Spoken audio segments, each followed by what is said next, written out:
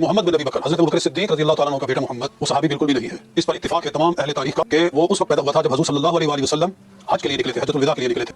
یہ حضور علیہ السلام کو بہوش و حواس نہیں دیکھ سکا. یہ گمراہی کو اس درجے پر پہنچا کے اندر مارا گیا جس کے اندر اس کو پکڑ کے ایک جانور کی کھال میں اس کو سی کر زندے کو آگ میں ڈالا گیا تھا. کسی صحابی یا جلیل القدر شخصیت کو عوام کی نظروں میں گرانے کا سب سے آسان طریقہ یہ ہے کہ آپ اس کی صحابیت کا ہی انکار کر دیں تاکہ نہ رہے بانس اور نہ بجے بانسوری. یہ وہی حربہ ہے جو یہ بدبخت مولوی حضرت محمد بن ابی بکر کے حوالے سے استعمال کر رہا ہے. حالانکہ محدثین اور علماء امت کے ہاں یہ طے شدہ اصول ہے کہ جو بچہ بھی رسول کائنات صلی اللہ علیہ وسلم کے زمانے میں مسلمان گھرانے میں پیدا ہوا, اگرچہ اس سے کوئی ایک حدیث بھی روایت نہ ہوئی ہو, تب بھی وہ شرف صحابیت سے محروم نہیں رہے گا. امام ابن عبد البر نے الاستیاب فی معرفت الاصحاب کے اندر ان کو صحابہ کے اندر شمار کیا ہے.